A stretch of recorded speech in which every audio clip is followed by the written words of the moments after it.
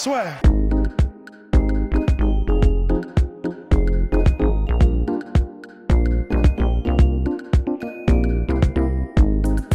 Bonjour à toutes et à tous, bienvenue au podcast La Sueur avec légende du MMA français, Cyril Diabaté, chez lui, finalement juste après un entraînement. Alors comment ça se passe maintenant, 2019 ? Quelles sont les perspectives ? Pour le MMA ou la Snake Team? Ah bah la Snake Team, évidemment. Alors la Snake Team, on se porte plutôt bien. On a toujours des combattants internationaux.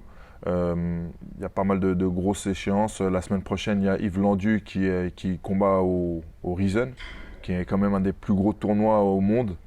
Déjà le plus gros tournoi en Asie avec le ONE FC. Et donc c'est vraiment important pour lui de valider sa sortie et de faire une belle prestation. C'est vrai que cette année, il a tout cassé. Il a fait malheureusement une grosse blessure il y a 2 ans. Donc il était out pendant 1 an et il est revenu plus fort. Donc il s'est remis tout doucement à la compétition avec des tournois de grappling. Et il a enchaîné les victoires ensuite. Il a pris 3 ceintures, je crois, en 3 mois. Il faisait un combat par mois. Et il est en pleine bourre. Donc j'espère qu'il va faire une très belle prestation la semaine prochaine. Ensuite, il y a Emmanuel Dawa, dit Papulele, qui a fait une grosse saison aussi, qui a enchaîné les victoires. Il a pris des ceintures aussi. Il a notamment fait son premier combat en boxe thaï. Et vu son palmarès dans d'autres sports, notamment au Sanda et MMA, ils l'ont mis carrément dans le championnat de France en finale et il a gagné son combat. Donc il est champion de France professionnel de boxe thaï, ce qui est quand même un sacré exploit quand on connaît la valeur des Nakmoué français. Donc ça c'était vraiment bien.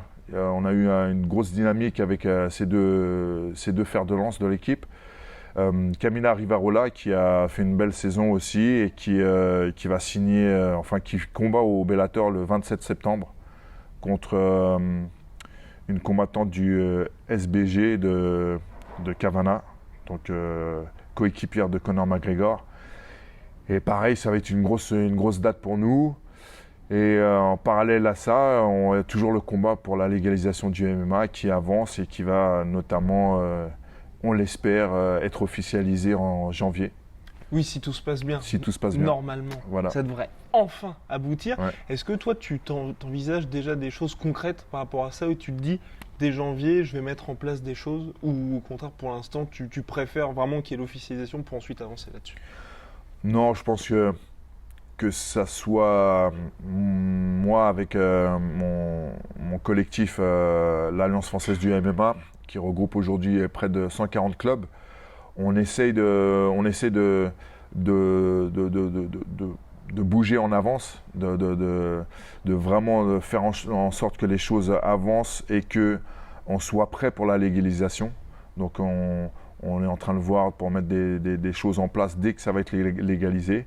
Ça fait 20 ans qu'on attend ça, donc on a anticipé les choses et on a des petites surprises à annoncer dès janvier 2020. Et ce qui est bien aussi, c'est que là, enfin, alors que ça avance, on a l'impression que tout le MMA français, on va dire, fait corps pour ça, pour vraiment qu'il y ait une égalisation. Est-ce que ça, comment ça s'est passé, toutes ces discussions, pour que tout le monde se dise, bon bah allez, ça y est, on va tous se mettre ensemble pour vraiment faire avancer les choses ? Alors c'est pas évident. Oui, bah oui. C'est pas évident. Ça fait très longtemps que le MMA français, le milieu du MMA français est divisé.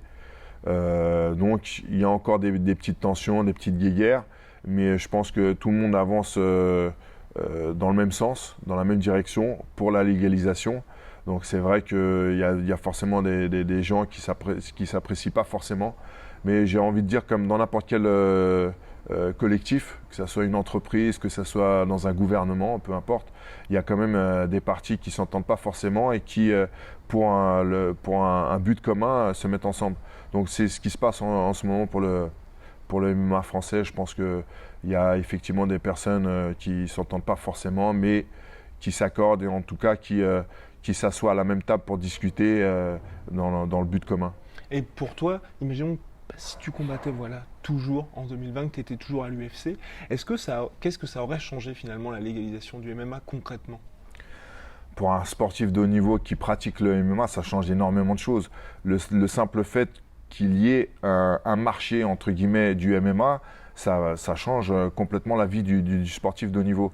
Je prends un exemple. à l'époque où je combattais, pas quand j'étais à l'UFC, mais avant d'être à l'UFC, je vivais très difficilement de ma vie avec le MMA. C'est-à-dire que il fallait que je compte sur des bourses vraiment espacées pour vivre.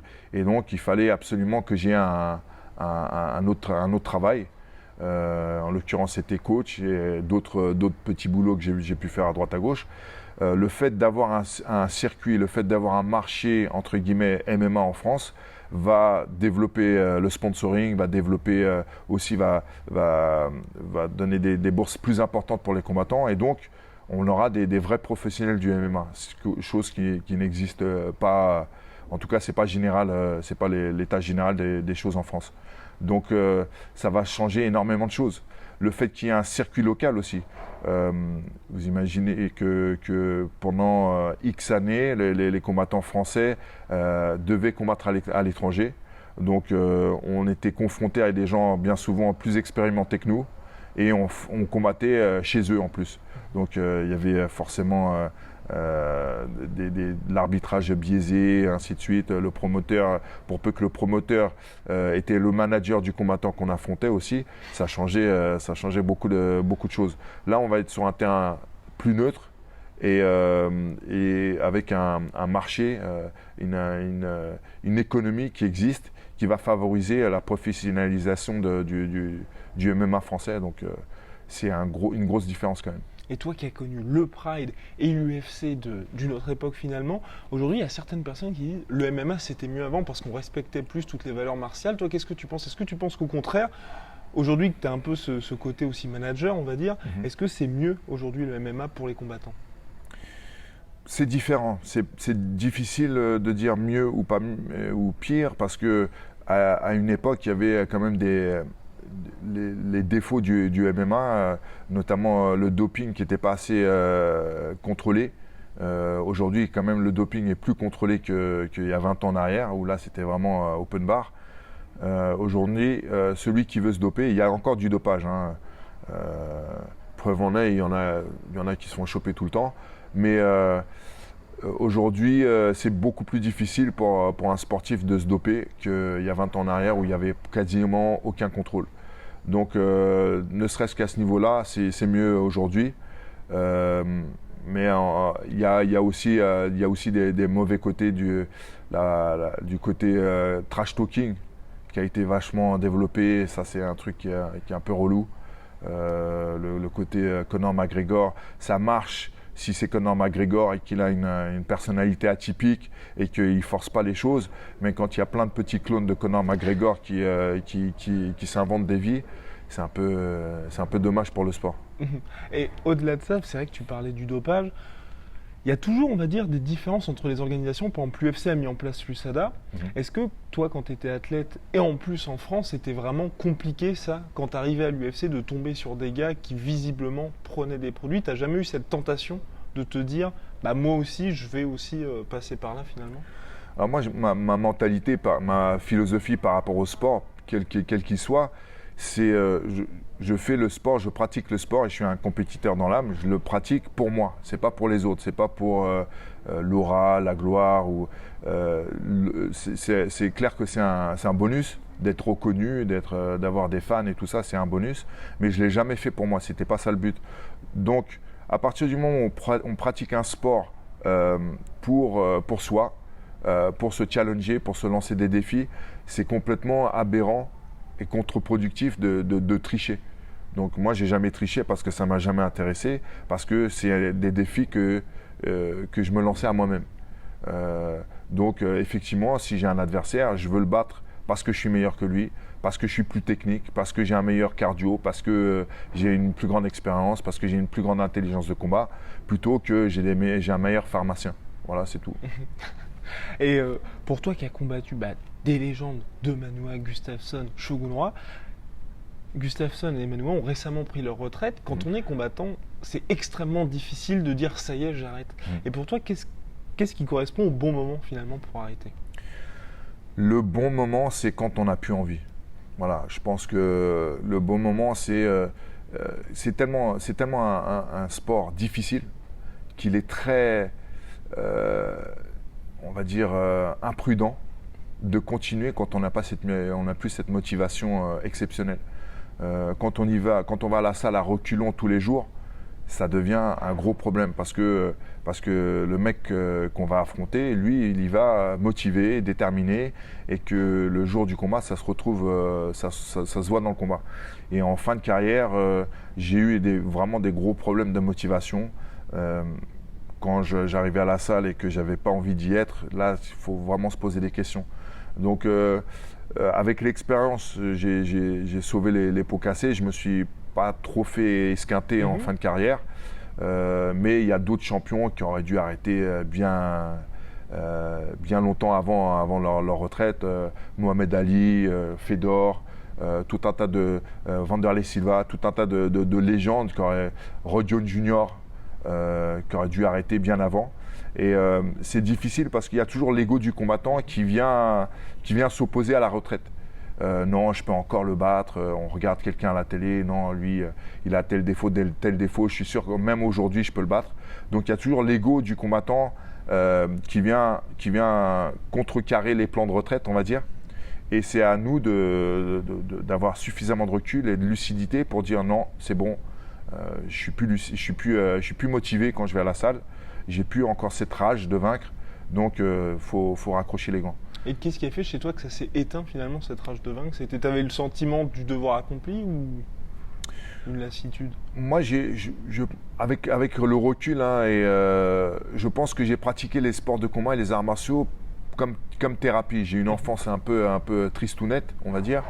Je suis orphelin et donc j'ai pratiqué les sports de combat comme thérapie parce que j'avais une grosse rage, une grosse colère en moi pour plein de raisons. Et quand j'ai commencé les sports de combat, ça a été ma façon de me soigner. Il y en a qui vont voir un psy, il y en a qui vont se droguer pour aller mieux, on va dire. Moi, j'ai eu besoin des sports de combat pour m'en sortir, en tout cas pour me sentir mieux. Et plus j'ai avancé dans ma carrière et plus j'étais soigné, on va dire, plus je ressentais ce besoin d'exutoire, ce besoin de puiser en moi. Donc voilà, j'avais de moins en moins de motivation. Et donc, à un moment donné, on se retrouve à aller à la salle pour s'entraîner et de voir Moi, je m'entraînais déjà à la Snake Team, hein, à l'UFC. C'était là où je m'entraînais. Et je voyais les jeunes que j'entraînais qui avaient encore plus de la rage que moi. Et je disais non, c'est pas possible. Quand on va à l'entraînement et que ses propres élèves commencent à donner du fil à retordre, et que nous, on n'a plus cette soif de rage. Voilà, j'ai pris conscience à ce moment-là qu'il fallait que j'arrête. Est-ce que tu peux comprendre, parce que toi, t'as arrêté vraiment pour de bon, voilà. Est-ce que tu peux comprendre les athlètes qui, par exemple, les Chuck Liddell et Tito Ortiz, qui, malgré les 47 piges, continuent de combattre, alors que finalement, tout le monde, on a l'impression, leur dit non, ça y est, il faut s'arrêter? Encore une fois, c'est l'ego, hein, c'est l'ego du combattant.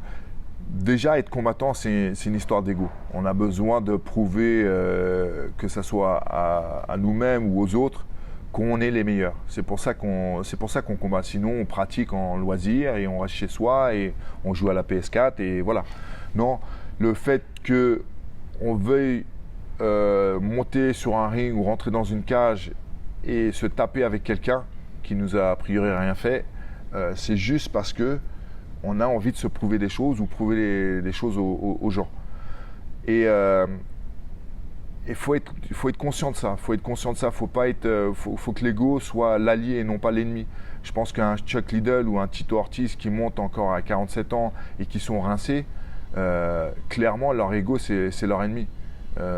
Déjà parce qu'ils risquent des blessures, ils risquent de prendre des coups qui sont inutiles, surtout à cet âge-là. Et il ne faut pas prendre ça à la légère en fait. C'est un sport de combat qui est potentiellement dangereux comme n'importe quel sport de combat. Il ne faut pas prendre ça à la légère et puis laisser parler son ego et faire tout et n'importe quoi. Et là, tu portes un t-shirt du Pride. Est-ce que pour toi, c'était vraiment la belle époque, on va dire, et la meilleure organisation? Pour moi, ouais, c'est clair que le Pride à la belle époque, il y a 20 ans en arrière, c'était pour moi le top niveau, que ça soit ne serait-ce qu'au niveau du show, ou comme disent les Américains, entertainment. On en prend plein la tête, plein les yeux. Comment il est mis en place le show, comment les sportifs, les combattants sont respectés et mis en avant. Ça avait vraiment une saveur de... Moi qui suis fan de manga et de bande dessinée, on avait l'impression de voir des super-héros en réel. Donc ouais, j'étais complètement amoureux de cette organisation. Aujourd'hui, le Rizin, qui est vraiment spectaculaire, mais à moindre échelle quand même, c'est plus le Pride de la grande époque. Mais je prends énormément de plaisir à regarder un Rizin ou même à y participer à travers mes élèves. C'est quand même un grand kiff. Moi qui suis amoureux de la culture japonaise, déjà le voyage là-bas, c'est quelque chose que j'apprécie énormément. Je trouve ça extraordinaire, cette culture, la culture en général, mais aussi les sports de combat, les arts martiaux. Et puis de se retrouver dans cet événement qui est quand même grandiose. C'est un grand kiff. Mais aujourd'hui, ils ont Kyoji Horiguchi, Tenshin Nasukawa, qui sont vraiment les grosses pépites japonaises. Pour toi, qui est, en tant qu'observateur, le futur du MMA mondial? Quel sportif? Ouais, quel sportif, tout confondu, ou qui t'a impressionné en fait? Pour moi, celui qui a vraiment un avenir brillant, pour moi, c'est Israël Adesanya, qui est un peu un extraterrestre aussi. Il a un très beau style, il a une très grande intelligence de combat. Il faut qu'il fasse attention justement à son ego, pas prendre des risques inutiles comme on a pu voir Anderson Silva en prendre. Mais je pense que voilà, il sort vraiment du lot. J'ai eu la chance de m'entraîner avec lui il y a 3 ans et j'ai vu avant qu'il signe à l'UFC. Ouais, quand il était encore kickboxer, donc quand il était au Glory, c'est ça. Voilà, donc il était kickboxer, il s'entraînait, il combattait quand même en MMA, mais il était en début de carrière en MMA. Il avait moins de 10 combats. Et j'ai vu quand même chez lui un gros potentiel et puis quelque chose qui le mettait à part des autres. On s'entraînait en Thaïlande dans un gros gym, le Tiger. Il y avait donc énormément de combattants de très haut niveau, que ce soit l'UFC, le Bellator. Et lui, parmi tous ces combattants, il sortait vraiment du lot. Et je pense qu'il a un avenir très prometteur. Alors après, il y a forcément des combattants que je n'ai pas encore vus parce que je ne peux pas tout regarder. Mais je crois que c'est lui qui sort du lot. Et je le disais déjà avant de le voir à l'UFC, je disais qu'il allait sortir du lot. Pour toi qui as une grosse expérience de kickboxing, Israël Adesanya vient du kickboxing, pourtant on voit toujours, malgré on va dire cet attrait pour on va dire les fans et puis nous on va dire des KO debout, les lutteurs dominent toujours. Et toi comment t'expliques cette domination et est-ce qu'il y a un moyen finalement de contrer les lutteurs? Alors pourquoi la lutte est encore aussi dominante dans le MMA? Je pense que déjà parce que c'est une forme de combat qui va tout à fait avec la physionomie d'un combat de MMA, c'est-à-dire que le lutteur décide de la distance de combat. Si un gros lutteur avec une grosse faculté d'amener au sol face à un boxeur, eh ben, il va décider d'amener le combat au sol et c'est donc lui qui va décider d'amener le combat au sol. A l'inverse, s'il est en face d'un gros jujutsuka, il va pouvoir défendre des amener au sol et faire parler de sa boxe et rester et dicter où se passe le combat. Donc je pense que c'est cet attrait-là qui fait que les lutteurs aujourd'hui dominent le sport du MMA en général. C'est qu'ils ont cette faculté de décider où se passe le combat. Et ajouter à ça l'entraînement de lutte qui est très dur psychologiquement parce qu'ils prennent des sacrés coups quand même. J'ai pu participer à des séances de lutte de haut niveau, que ce soit aux États-Unis quand j'entraînais là-bas ou même en France avec Maxime François qui est un des meilleurs Français et qui a une grosse écurie et qui nous aide au sein de la Snake Team. Donc j'ai pu voir avec des lutteurs de haut niveau ces 20 dernières années, ces 15 dernières années, qu'est-ce qui les mettait à part et qu'est-ce qui leur donnait un avantage en MMA. C'est la faculté d'amener le combat là où ils sont forts. Et pour toi, pour contrer ça, alors qu'est-ce qui fait que c'est possible de contrer ces lutteurs? Le seul moyen, c'est de travailler sa défense de takedown. C'est le seul moyen. Et donc, il faut faire de la lutte. C'est-à-dire, j'ai des amis kickboxers de très haut niveau. Je pense à Karim Gadji ou Fabio Pinca qui se mettent au MMA et qui vont combattre en MMA. D'ailleurs, ils vont s'entraîner à la Snake Team. La meilleure façon pour eux de progresser en MMA, c'est faire de la lutte. La priorité, c'est de pouvoir rester debout là où ils sont forts. Et donc, il faut faire de la lutte. C'est pas de rester sur le dos à essayer de faire des jujis. C'est pas de passer des triangles. C'est en priorité de rester debout. Donc, il faut faire de la lutte. Voilà, la solution simple pour réussir, on va dire, à contrer les lutteurs. Et revenons à ta carrière. Toi, de tous les combats que tu as fait, tu as été dans tous les pays, les plus grosses organisations. Est-ce que tu as quand même un regret? Tu te dis, j'aurais bien aimé affronter ce gars-là. J'aurais aimé avoir une revanche face à Shogun dans les meilleures conditions. J'étais prévenu 2 semaines et demie avant le combat. Mais ça, c'est un peu une spéciale du Pride quand même. Oui. Ouais. Donc à l'époque, j'étais en convalescence parce que j'avais une hernie discale au cervical. Donc j'étais en Croatie en train de siroter mes jus sur la plage et j'ai reçu un texto de mon manager qui me disait mon coco, tu combats dans 3 semaines au Pride face à Alistair Overeem.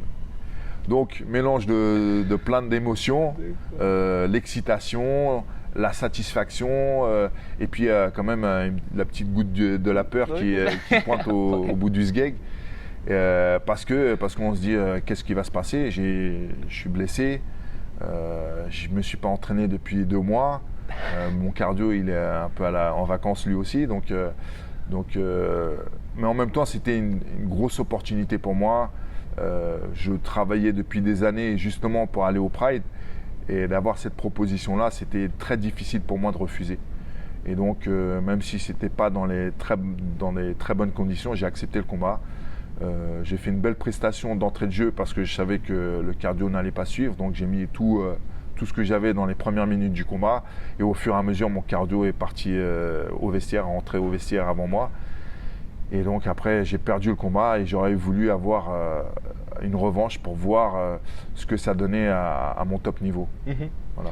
Et tu as une très belle carrière malgré les défaites. Et ça, comment t'expliques le fait qu'en MMA, contrairement en boxe, on peut très bien s'en sortir malgré les défaites? Alors qu'en boxe, on va dire si on perd trois fois par exemple, ça y est, c'est fini.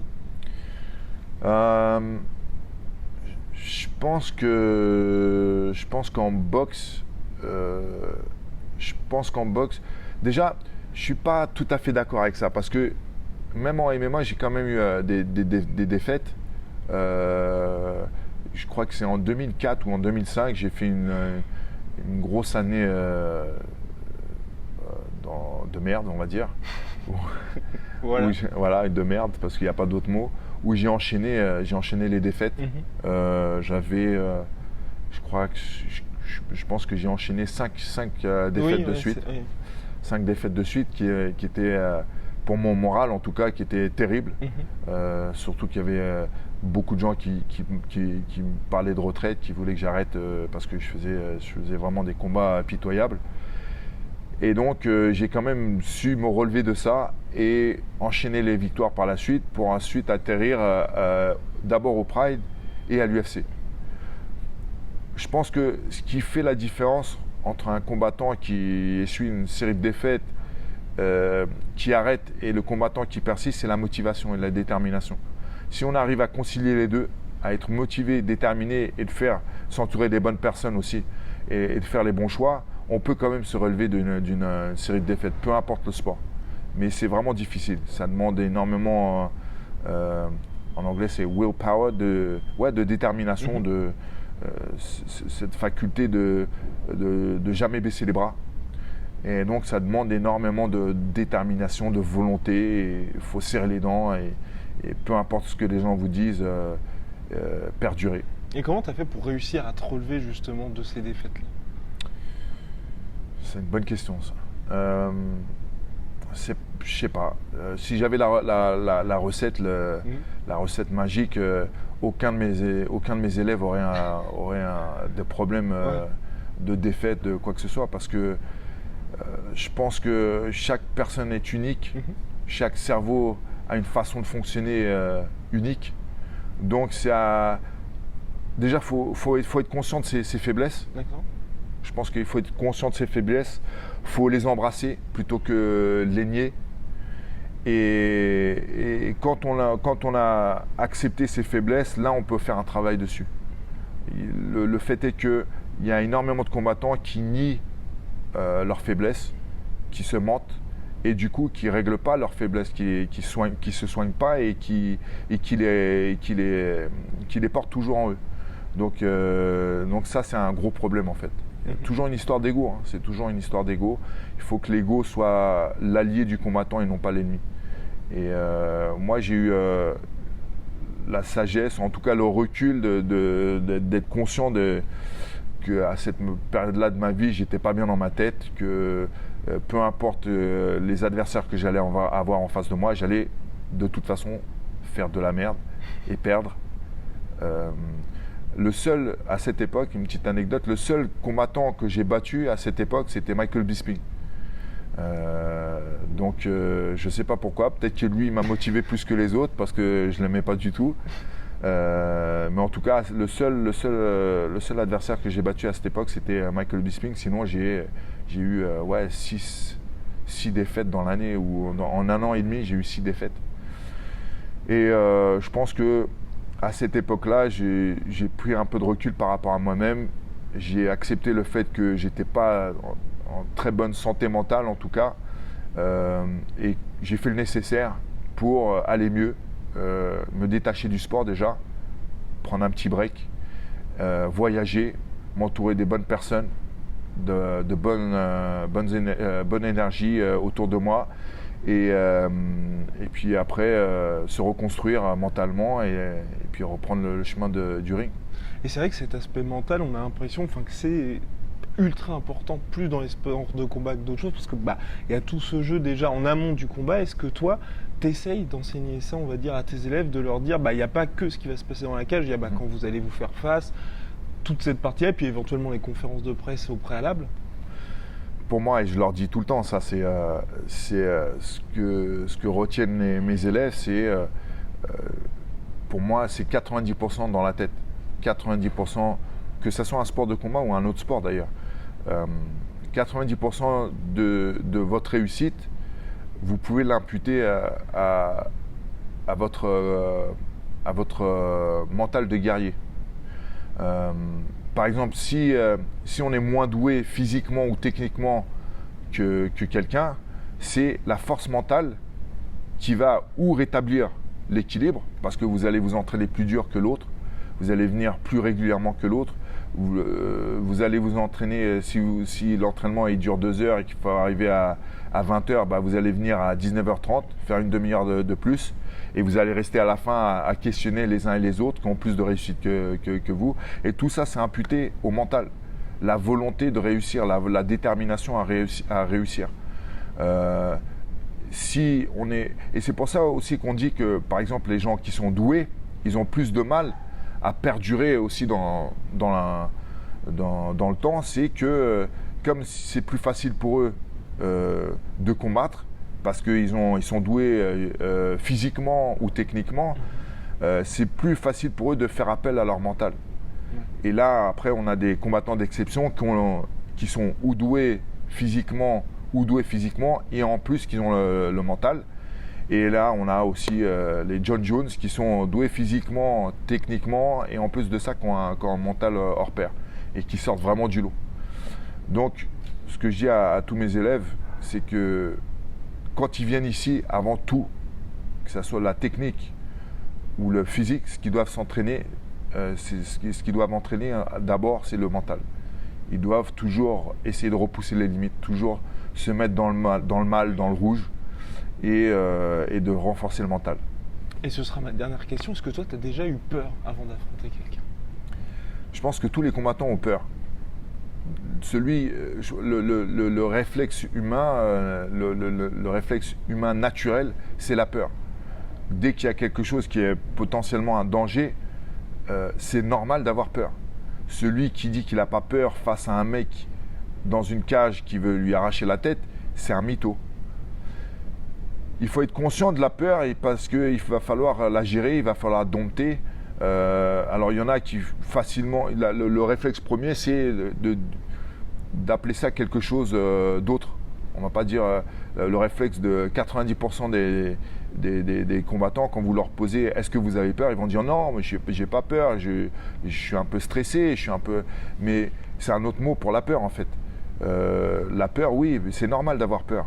Maintenant, si je regarde des vieux combats de moi et que je me vois en train de combattre, on n'a pas l'impression que j'ai peur. Parce que j'ai appris à gérer la peur. J'ai appris en début de carrière, il y a eu plusieurs fois, donc je combattais en pied-point, quand on fait la visite médicale avant le combat, le médecin me mettait sur le côté, il disait non, tu as une tension, elle est trop haute, tu vas tout exploser. Donc allonge-toi, pense à rien d'autre, essaie de te relaxer parce que là je ne peux pas te faire combattre avec une aussi grande tension. Et en fin de carrière, c'était tout l'inverse. Je faisais ma visite médicale, j'avais des pulsations à, je sais pas moi, à 49 le jour du combat. Le mec qui disait, le médecin me disait, mais c'est normal d'avoir une pulsion aussi basse et tout. Je dis ouais, pourquoi? Ouais, parce que t'es même pas à 50 le jour du combat, c'est quand même un peu problématique. Et moi j'avais l'impression d'être tout à fait normal. Et au fur et à mesure de la journée, le stress montait, l'adrénaline montait, mais j'avais appris cette faculté à gérer le stress, gérer la montée d'adrénaline aussi, qui est important, parce que si on crame on est cramé. Moi j'ai toujours visualisé ça comme de l'acide qu'on injectait dans le corps. Bah, si on injecte trop d'acide dans le corps trop longtemps, le jour du combat on est flagada. Donc j'avais géré aussi cette approche mentale du combat, gérer le stress, gérer la peur, gérer les montées d'adrénaline pour que tout soit au top au moment où je rentre dans la cage, ou en tout cas juste avant de rentrer dans la cage dans le vestiaire. Parfait, merci beaucoup Cyril. Merci. Soit.